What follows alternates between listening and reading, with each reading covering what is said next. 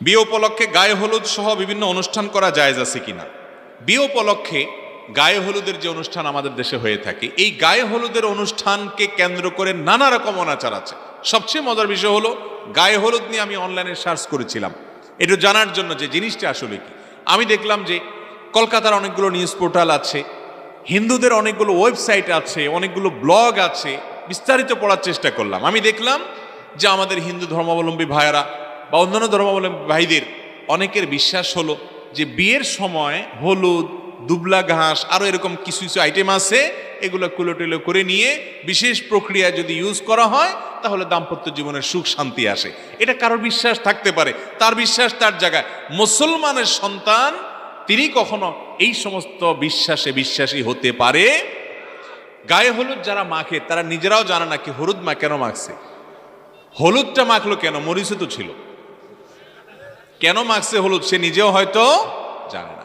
যদি এটা ত্বকের কোনো উপকার হতো, সৌন্দর্য বৃদ্ধি করতো, নবদম্পতির সম্পর্ক ভালো হতো, তাহলে একটা ইস্যু ছিল, কিন্তু সেরকম কিছু হতো দেখি না।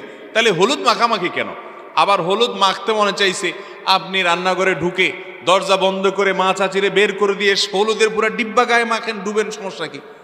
কিন্তু সেটা তো করতেছেন না, করতেছেন কি, ভাবিকে হায়ার করে আনতেছেন, আইনা বলতেছেন আমার গায়ে হলুদ মাখেন। এর চেয়ে নির্লজ্জতা, এর চেয়ে নোংরামো একজন মুসলমানের জন্য আরেকটা হতে পারে?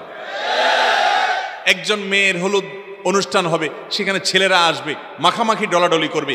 বিয়ের অনুষ্ঠানগুলো আমাদের দেশে এখন এত নোংরা অনুষ্ঠানে পরিণত হয়েছে যে নোংরামি ছাড়া বিয়ে এই দেশে হাজারের মধ্যে কয়েকটা খুঁজে পাওয়া কঠিন হয়ে গেছে। যুবকরা শপথ করতে হবে যে আমার বিয়েতে নোংরামি করতে দিব না। আপনার কি লজ্জা হয় না?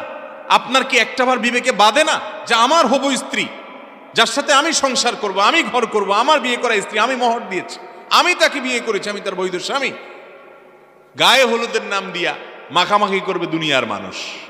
আপনার বিবেকে বাধে না? বাধা উচিত না আপনার?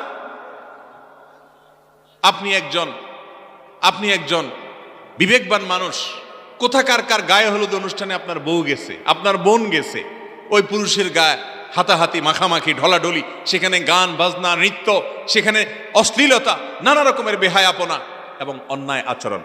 একটা বিয়ের অনুষ্ঠানকে কেন্দ্র করে শত শত জেনার আয়োজন হয় আজকাল। সেই জেনা কখনো প্রত্যক্ষ হয়, কখনো পরোক্ষ হয়। এই জন্য যাদের বিবাহ তাদের দায় এখানে সবচেয়ে বেশি। যুবক, বিয়ের মূল উপাদান আপনি। অতএব আপনি যদি সংগ্রাম করেন, আপনি যদি প্রত্যয় করেন, প্রতিজ্ঞা করেন যে আমার বিয়েকে কেন্দ্র করে এসব অনাচার আমি হতে দেব না, দুনিয়ার কারোর বাপের ক্ষমতা নেই সেটা করার, ইনশাআল্লাহ। আপনারা নিয়ত করবেন না ইনশাআল্লাহ? বিয়ে জীবনে তো বারবার করবেন না, একবারই করবেন বেশিরভাগ মানুষ। এই একবারের বিয়েটা ফ্রেশ হোক, ঝামেলা মুক্ত হোক, গুনাহ মুক্ত হোক। গুনাহ মুক্ত বিয়ের সংকল্প করবেন তো ইনশাআল্লাহ? গুনাহ মুক্ত বিয়ের সংকল্প করবো। আল্লাহ আমাদেরকে তৌফিক দান করুন।